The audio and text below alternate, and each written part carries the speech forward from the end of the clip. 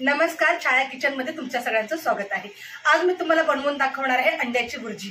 अशी अंड्याची भुर्जी मी बनवते जेणेकरून मला ती अंड्याची भुर्जी खूप आवडते। तशा प्रकारे कदाचित तुम्हालाही आवडेल। तर चला बघूया रेसिपीसाठी काय काय घेतलंय ते। अगदी साध्या सोप्या पद्धतीने अंड्याची भुर्जी बनवणार आहे। तर अंड्याची भुर्जी बनवण्यासाठी मी घेतलेले आहे अंड फोडून घेतलेला आहे, चवीनुसार मीठ, हळद, टमाटर, हिरवी मिरची बारीक चिरलेली, कोथिंबीर आणि बारीक चिरलेला कांदा। तर अशा प्रकारे मी तुम्हाला त्या अंड्याची भुर्जी मस्तपैकी बनवून दाखवणार आहे। ते घालूया तेल। पटकन लगेच तेल पण लगेच गरम होतंय। कढई गरम झाले, पातेलं गरम झालं की पटकन तेल पण लगेच गरम होतं। त्याच्यामध्ये टाकूया आपण बारीक चिरलेला कांदा। अशी मला अंड्याची भुर्जी खूप आवडते, पण माझ्या घरातनं माझ्या मिस्टरांना नाही आवडत। त्यांना पाहिजे काळ्या तिखटाची अंड्याची भुर्जी, त्यांच्यासाठी वेगळी बनवलेली आहे अंड्याची भुर्जी। मुलांना पण तशीच काळ्या तिखटाची आवडते, पण मला अशा प्रकारे अंड्याची भुर्जी खूप खूप खूप आवडते। कदाचित तुम्हालाही आवडेल, तर आवडली तर नक्की तुम्ही करून बघा आणि खाऊन बघा। कांदा हलका गुलाबी रंगावर फ्राय झालेला आहे, जास्त करपवायचा नाही। याच्यामध्ये घालूया आपण टमाटर।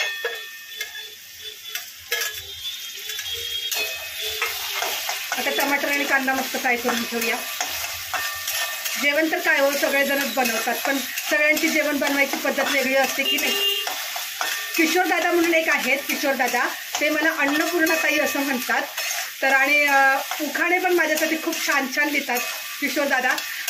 मला खूप छान वाटतं किशोर दादा, तुम्ही माझी एवढी तारीफ करता, एवढं कौतुक करता तुमच्या बहिणीचं। तर सगळ्यांना सांगा मग छायाताईचं व्हिडिओ बघायला। बघा कांदा टमाटर मस्त फ्राय झाले। आता आपण इथे घालूया हिरवी मिरची। हिरवी मिरची घालून 2 मिनिटं फ्राय करायचे, जास्त भाजायची नाही हिरवी मिरची। आता मी याच्यामध्ये घालते हे अंडे 4 फोडून घेतलेले होते मी।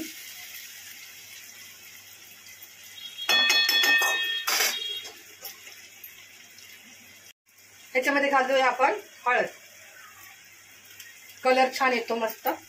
आता याच्यातच घालायचं आहे आपल्याला चवीनुसार मीठ। आता हे सगळं आपण मिक्स करून घ्यायचं।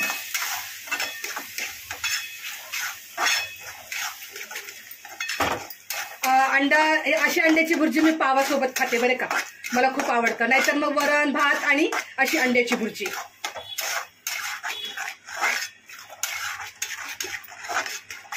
सगळे व्यवस्थित मिक्स करून घेतलं मीठ वगैरे की मग झालं।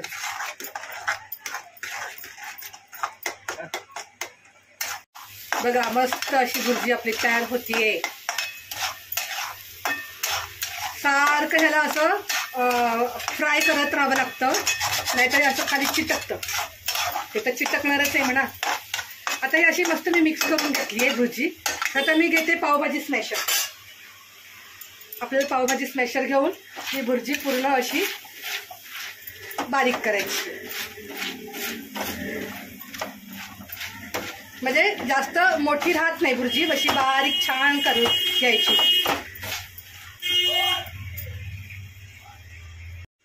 बघा मस्त ही मी बारीक करून घेतली अंड्याची।